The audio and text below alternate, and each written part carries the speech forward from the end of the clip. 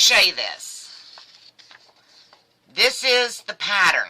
It was on the website in the top right-hand corner, underneath the special announcement. You don't have a diagram on here. Thank you.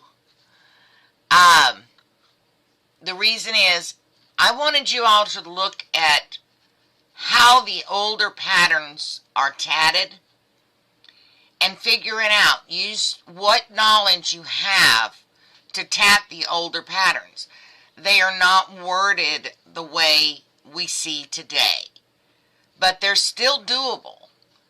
And you can break them apart and use various aspects of them in different things, like we're going to do today. Yes, it will be available to watch afterward, after the YouTube releases it. Okay? The overhead picture only fills about half. He's going to have to work on that. Okay? But you can open it up full screen if you need to. Alright? Now, let's give this 30 seconds, starting out. No more comments. We're going into the classroom.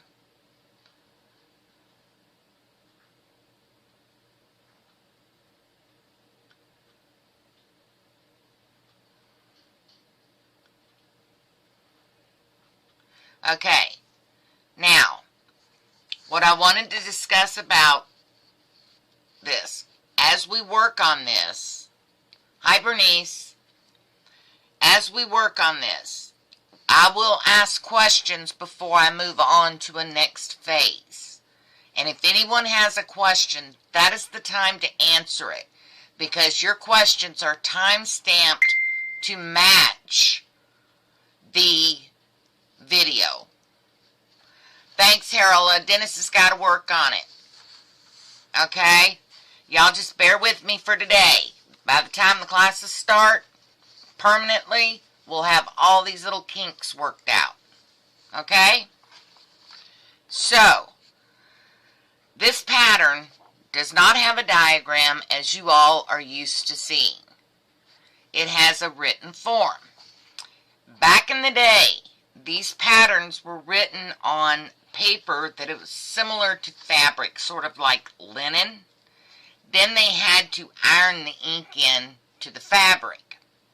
So to save space, you would get your little motif on one page, then you'd get part of the pattern on another page, and then another page would have the rest of the pattern. You had to hunt and find your whole pattern. So I took all the guesswork out of the hunting and finding. This pattern is part of a collar. And here is the actual page of the collar. This here is the collar. This pattern right here. And what we've done is take this little element out of it. Below that element is not the pattern. The pattern starts on page 13. You get the pattern before you get to the element. So when you're working out of the older books, remember, you got to find, it'll either say figure or plate. And you've got to find the pattern pieces that go with your figure or plate. Okay? So I took all that work out and gave you the pattern. Now, one of the newest designers coming out, Michelle Blagette, I believe is her name, took this pattern and she made this for to put on Easter eggs. All of our Easter eggs are boiled, and now we have a boiled egg to sit on the outside of our Easter eggs. Now, you can also take this pattern, use smaller thread, this is size 20, and you can make earrings. You can make a brooch. You can make so many different things with it. You can use it, excuse me, Yeah, pollen's getting to me.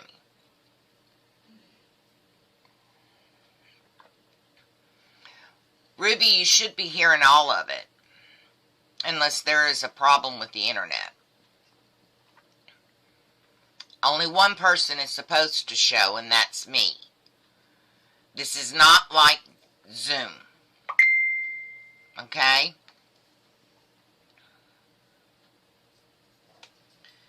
Pam, I'll look at that later. Okay.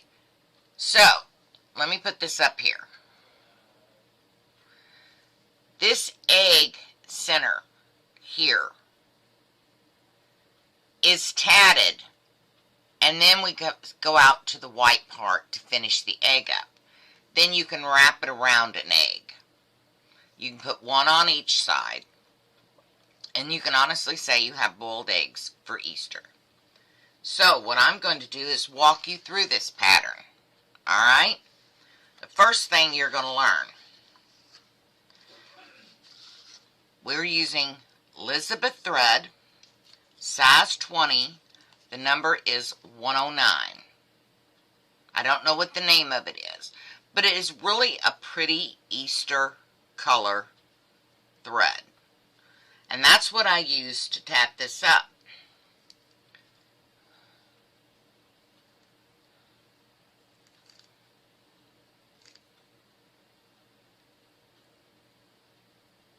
Yeah, I know you did, Pam. I know you did.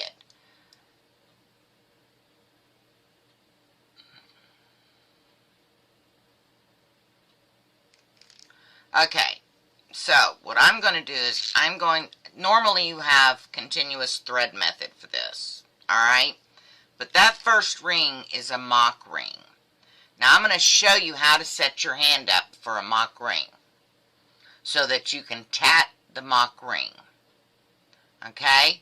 You take your thread, say this is attached to a ball, another shuttle, one of those plastic thread holders. It could be attached to anything, but it has to be continuous thread. Thank you, Christine.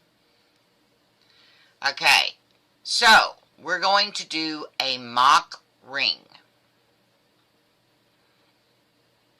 Alright, so you're going to put the thread in the pinch. You're going to take that pinch and you're going to drop that thread down between this finger and this finger. Bring it up over the pinky and back around. And it should look like this.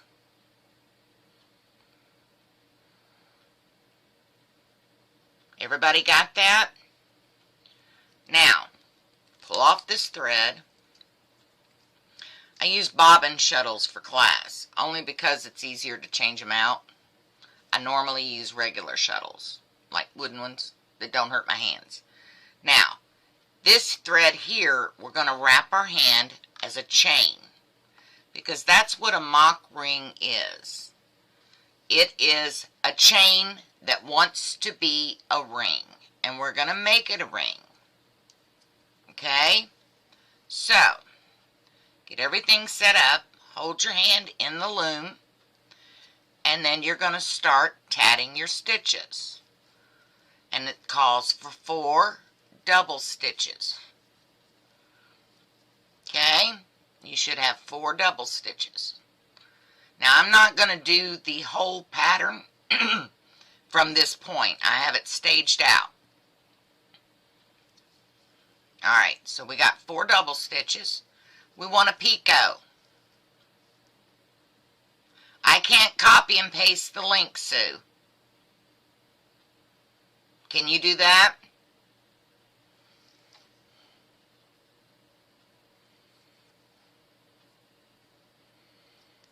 And then we go 2 double stitches. And that's what you'll have. Then you put in another picot.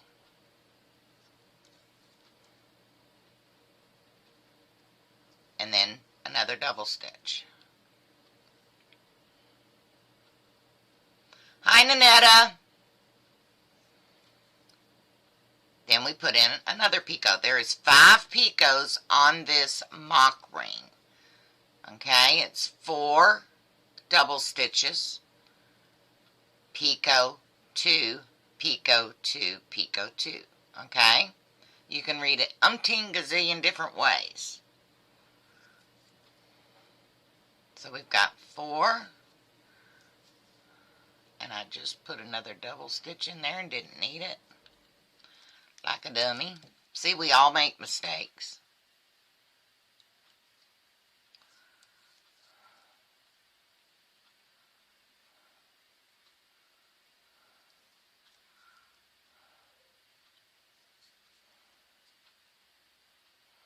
Okay, now we've got 5 picots. 1, 2, 3, 4, 5. Now we want 4 double stitches. If you'll look, let me show you real close here. There is a picot with a double stitch right at the base. Okay, that picot, that stitch is counted, so you want to put in 3 more double stitches.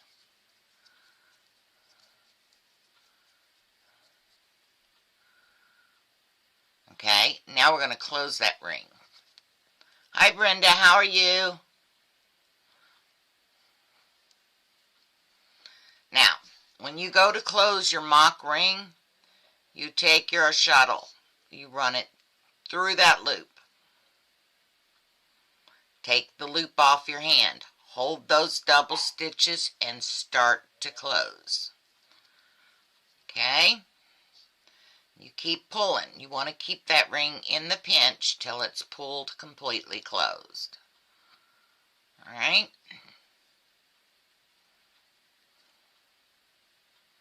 And that's what you should have. So we got 5 double stitches. The pattern I think has 8 on that ring, but I'm just showing you this for right now. Okay? Now, to come out to a mock picot, to get us our last picot on it. Okay. This is what you want to do. Wrap your hand as if you're going to tat a chain again. Then you do 1 whole stitch, measure it to the picot size, and then the other one you just slide it and lock it. You do not flip the second half of that stitch. Do you see?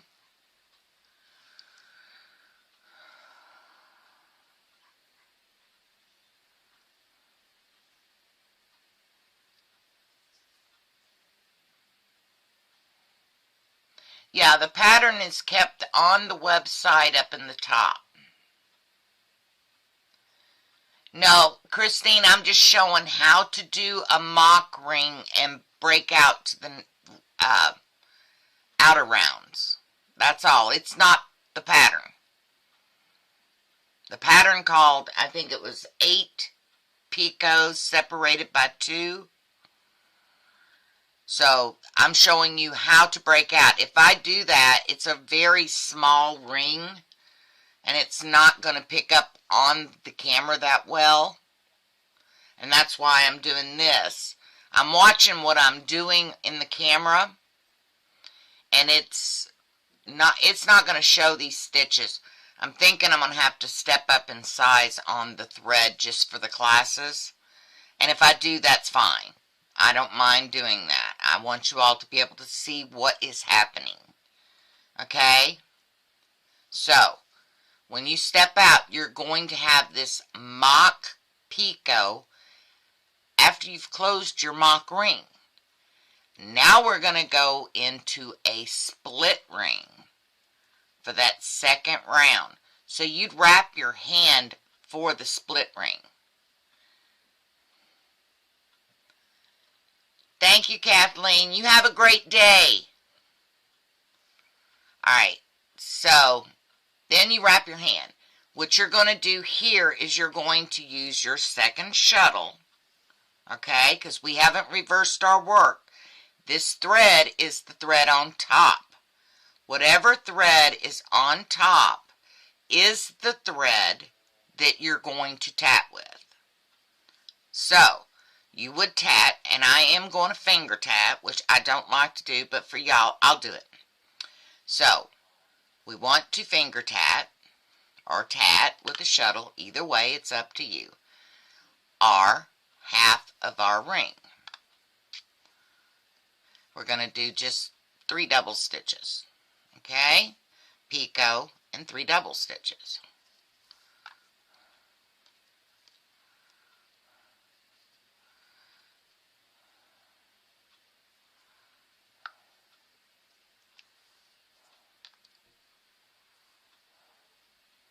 Okay, I got my 3 double stitches. Now I'm going to put my picot in.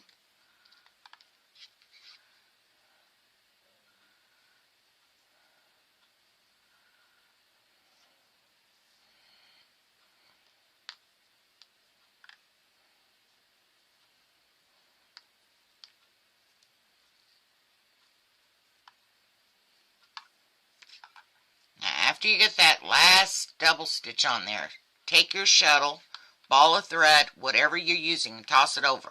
Get it out of your way. Turn your hand upside down. Then you're going to start with the second half of the double stitch first.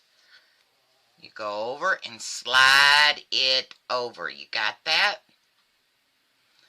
And then start the same thing on the back side.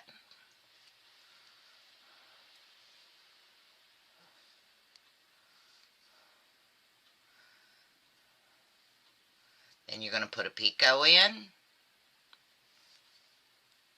Finish up the other half.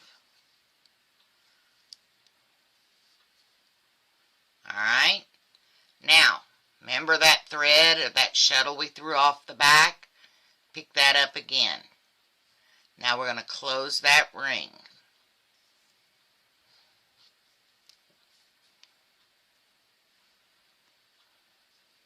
Once you close the ring, if I can get it closed right, hence I don't like small rings. Alright, once you get that ring, you are then ready to reverse your work and start tatting your chain. Has everybody got that? Any questions?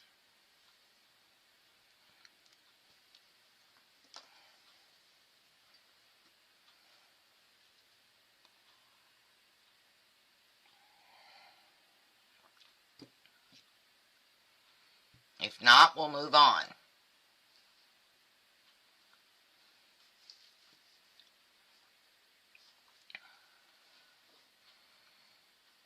Alright, now, you see this little piece I got here? This little trefoil? Alright, if you look at your instructions, it's written out right here. Okay? And there are 3 rings. But this pattern, it jumps around back and forth.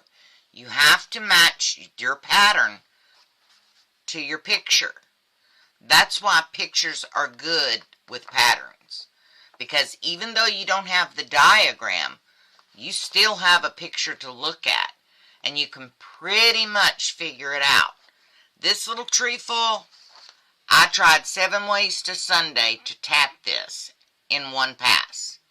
There is absolutely no way to put this trefoil in my knowledge bank without doing it separately. So what I did is I tatted this up, then I loaded my shuttles in a continuous thread method and set this to the side. So that's what I advise to you. If someone can figure that out, let me know. I'd love to hear it. It's something new that I could learn. So, you get this, you've tatted your ring, you've done your chain, and you're ready to get this little trefoil put in. Once I get my thread and everything situated, we can do that. As you can see, there is the center ring. See, Christine, you couldn't really tell on that. That's why I had to do a separate one for that, so you could see that mock picot coming out, because it's so small it would clutter it up and you're not going to pick it up on camera. So anyway, there is our mock ring, our mock picot, and then we come into a split ring. Then we come into our chain. Then we're going to do a 3 picot 3. That's what I thought, but it throws the end off. Because if you look at the finished piece, see how the 3 come together here? It didn't work. I kept coming out with my ends on the wrong side. That or I was just exhausted when I was doing this. I can't tell you which it was. But I tried it 7 ways to Sunday, and I could not get it to work right and lay right like it's supposed to have. So, but y'all try it. I mean, seriously, try it. If it works, let me know. You know, y'all teach me as much as I teach you. Trust me. So, alright, now let's get back to it. Here we're on our second ring. Now here is where this trefoil is going to land. Alright? And the way that it shows it is it comes in. I'm trying to do it in a color you can see. This is going to come in on your 3rd picot on the right side of this ring. Herein lies a problem, and if you don't pay attention to it, it's going to be a sore thumb. When you add this, by doing it this way, you want to make sure both are in the same direction. That the picots on the rings are facing the same direction as your picots on your chain. You see where on the chain, yeah, I'm definitely going to have to use larger threads. On the chain, you can see the picot here. It's not got the double stitch completed. Yeah, the class has started, Dan. This has to face the same way. Otherwise, people will notice it. So what I did was I laid that there. Grabbed my crochet hook and popped it right into that 2nd picot right there. Then I grabbed that chain thread under, pulled it up.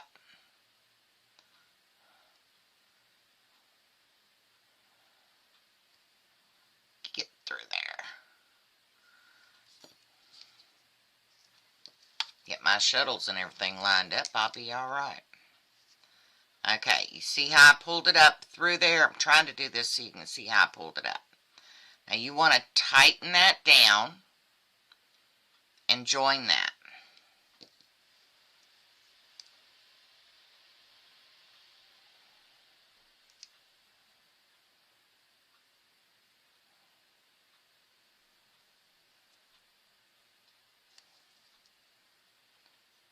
Yep, definitely going to have larger threads because my eyeballs can't see this. I need binoculars. Anybody got a pair I can attach to my face?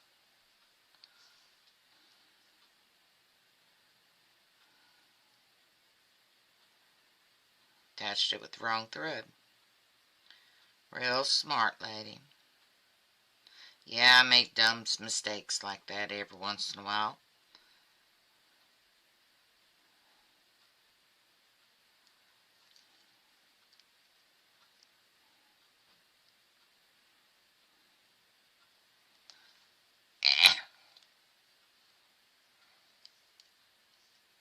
There we go.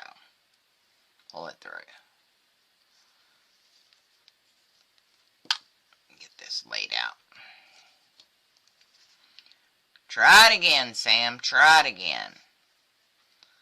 That's part of the fun of tatting. Actually, it's the worst part of tatting, in my opinion. My opinion, 50 cents, buy you a cup of coffee. Now we're going to take our core thread, run it up through it.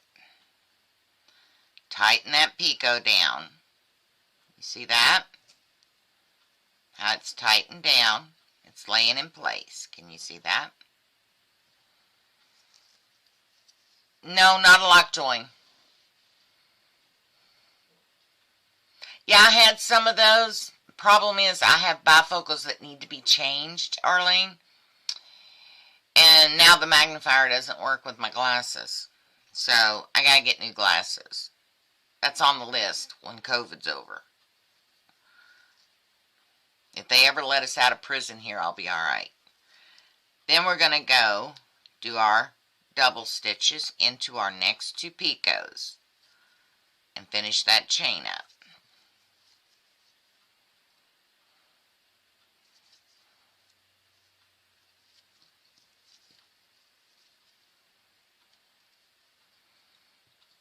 Hi Willow, how are you doing? Now, when you come around and you're working on your next ring, you're going to join the other ring here on this second picot right there to your next chain, and that will line it up, okay? And you'll be ready to just keep on moving. Once this is in place, you just work it on around with your rings and chains. And the rings are 3 picot 3, join 3 picot 3. Your chains are 4 picot 2, picot 2, picot 2, picot 2, picot 4. You do that all the way around until you get to this last ring right here, and that's where we're going to pick up with the next phase.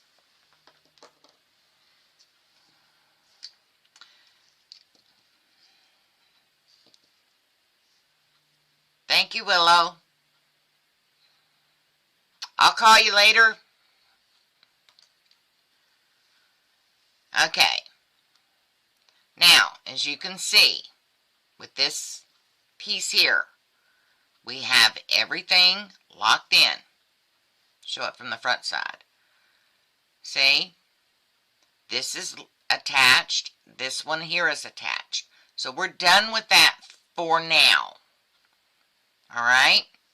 Here's what we've done. We've worked ourselves back around to the final ring right here. And we're going to join this chain using a split chain to right here at the previous ring.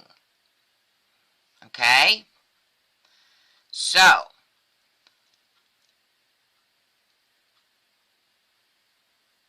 you're welcome, Nanetta. Okay, so here we go. Here's our chain. That's our chain thread. We're going to wrap it on our hand. Now, we have to join over here at the base of the ring. Okay? What you want to do is run that crochet hook through the base of that ring. You want to grab that thread, pull it back up through. Okay? What I do is I flip it on my finger. That keeps that thread taut enough so that I can move it how I need to adjust the length. Thank you, Denise. All right, Nanetta. All right, Willow. Okay. Now, what you want to do is adjust that thread. See how I'm doing this? Let me get this up closer. Adjust that thread so that this chain is equal to this chain's length. You got that? Make sure that stays open. That's okay, Sue. We're all trying to figure this out. We'll make it, though. Alright, so we're going to slide this over, give our gap room. Alright, because where we're going to come out at on this chain is this center picot. And that's how we're going to step out to the next round. Now, here's our lock join. Who can tell me what a lock join is? Anybody know what a lock join is? Lock join is a join made with the shuttle thread, which is shuttle 1. It's your working thread. Okay? This is the one that you keep flipping back and forth. Alright? This one over here is the one that transfers the stitch. This is always shuttle 2. This is shuttle 1. When you lock shuttle 1 down using the shuttle thread, that is a lock join. That's shuttle 1 thread. Okay? Now, what we're going to do is work this chain from the lock join back to the center. Now, how do we do that? Right, Arlene, right. Made with shuttle 1 thread. Sorry, I forgot the 1, Sandra. And the bad part is I got this variegated thread, so it would be different colors that would show up on camera. Alright, now, what we're going to do is we're going to work this chain from this side here back to this side. And to do that, we're going to pull that thread, reach down into this little gap area, pull that thread up, and we're going to run our shuttle 1 thread back up through there. Okay? Wrong. Grabbed the wrong shuttle, wouldn't I? I do not like using the same colored thread. There it is. Ah, we got it. Now we're going to run it back up. And what we're going to do is pull that through. Okay. Drop it back down. I don't know if y'all ever watched the video on cabone rings, but this is the same principle as the cabone ring. I'm going to pull all that back through because we're flipping that thread back over on itself. And we're going to work that stitch down. Okay?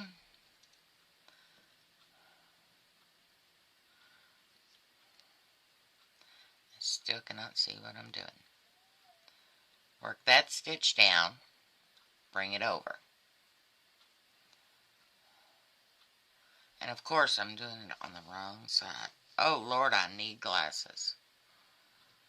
Babe, I gotta get to the eye doctor bad. Probably charge me an arm and a leg, but that's okay.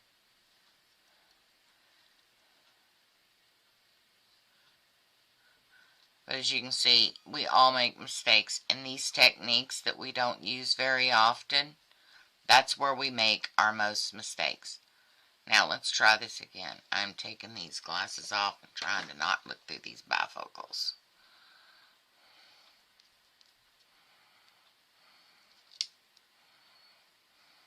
Get out of the way. This is where I get mad and angry at my tatting. When I can't see. And I usually tat without my glasses. But trying to keep it in camera view makes it hard without my glasses because I can't see that screen at all. So if y'all are commenting, I'm sorry. I'm going to miss your comments. But after you pull it through, right there, you see, I don't know if you can see it or not, but you see that stitch? I'm walking it over to the corner. Once I do that, my thread's on the right side to run that shuttle back through. And then I will have a completed double stitch. And that's basically the hardest part, is getting it to line up and lay like it's supposed to. Okay? So there you go on that part. And once you do that, you're going to pop out this center. You're going to go into another mock picot, another split ring, and then you're just going to finish all your chains and rings around the whole perimeter. And you're going to come up with your egg. Like I said, this would be cute on a little girl's pocket on her dress, a patch on her pants. It would be cute as patches on the elbows of a jacket, and so forth. You can make necklaces with it. You can do so many things with that one motif, and you'd be surprised. Can you imagine taking them all, laying them like this in a round, and joining them right here on this top, right here in the center picot, and then join as you need? Then you'd make a little daisy. So one motif out of an old tatting pattern gives you a blue 1,000,001 ideas. You just have to use your imagination. Okay? Now, there's going to be more videos come up on the YouTube channel, and it's going to have more demonstration. I have some videos that I had made way back in the day for Georgia to use on the channel. Techniques that she told me she wanted videos for but didn't know when she needed them. Those will be coming out too. So there's going to be new videos go up that have never been seen by the naked eye before since I made them. So I never posted anything on Georgia's site without her request and her viewing it. I could make a moon for that. Yeah, that would work. That would work. Good idea. But you have to think your tatting through. Be comfortable when you're doing it. Because, like I said, there are mistakes, and they will be had. The best of us make them. But that doesn't make you a bad tatter. That makes you a good tatter, because you learn from your mistakes. Remember, any technique you don't use on a day-to-day basis, you're going to have to go back and watch a video, review yourself. A good tatter always constantly re-researches her work. Okay? So just because you don't have it now doesn't make you think that you're not going to get it in 3 weeks, 6 weeks, a month. You will get it. We all do. It took me 2 months to learn how to do the flip. Like it drove me crazy. But something as simple as this, out of an old tatting book, can be updated and used for today. Now, the channel, the video channel, the classes are going to be taught right here on YouTube. We're allowed up to 200 students at a time. Today we have hit the 55 mark. Yahoo! I honestly didn't figure I'd get 30, to be honest. I am so proud of the teachers. They have worked so hard trying to learn all this, and they have been a huge help getting this off the ground. And I hope it continues with success, because this is Georgia's legacy. And Georgia needs this legacy to continue from here on out. So every time times change, we change. And we'll keep it moving on forward and keep it going. Like I said, I told the other students earlier the reason we did not go with Zoom, and we didn't do Teams, and we didn't do the Google Meets. Okay, everybody's got cameras, and everybody's got mics. The small picture you see on the camera today is only one person. Now you add 50 more people, and the screen shrinks, gets smaller, and then you can't see anything. Now, this first class is a trial class. It will be up for everybody to view. Okay? Yeah, it's got some flaws. That's life. We all have flaws. But the only way I can do it right to satisfy you is to get feedback from you, and honest feedback. Okay? Because we want to fix those problems before the classes come back online. But we will run specials along the way. Okay? Yes, exactly, Anita. I wanted something that the Tatters didn't have to donate to keep going. And this will pay for itself. So that is huge. It will also, as it grows, put more money into scholarships to get more Tatters at the conventions at little to no cost. So that is the goal of this, and that was Georgia's goal as well. So I hope y'all had fun. I'm sorry we had some little snafus. Yes, Arlene, I will look into getting a new set of those, and we'll go from there. But understand, I'm blind as a bat without my glasses, and that's the truth. I can't see my hand in front of my face without my glasses. And with the bifocals that need to be replaced, it just makes it really, really hard to see that small thread. So the next class, I'm going to have bigger thread. Yeah, I'm thinking 5 or 3. I may go back to the crochet cotton. It's a little heavier, but at least you can see the stitch work and how it's done. So we'll keep playing with it until we get it right, because I want the students happy, I want the students comfortable, and I want the students to learn. That's my goal in this, is share the word of something good for a change. So, till next time, folks, that's the end of the class for today. We will send out an email for the next class. I will announce it on Facebook. If y'all have any questions or anything, you can comment below after the class goes from the live viewing onto YouTube. And you will get an answer very quickly.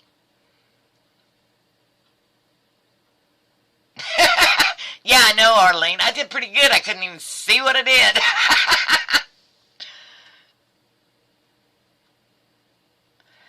Okay, that sounds good, Dee. You're welcome. I want you all to have a wonderful day, and happy tatting to everyone. Thank you, Bev. You will, Sue. You will.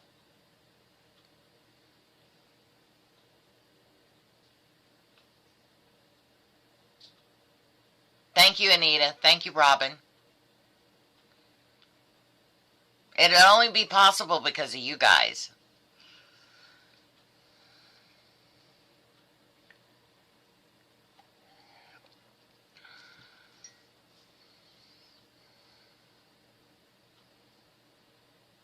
No, thank you, Nanetta. You contribute a lot to the classes. Thanks, Christine. That means a lot. Hugs, Arlene. You'll do fine, Sue. That I promise. You'll do fine.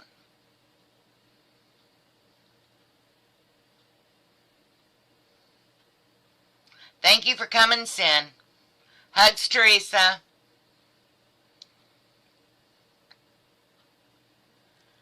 Bye, Linda. Thanks, Linda.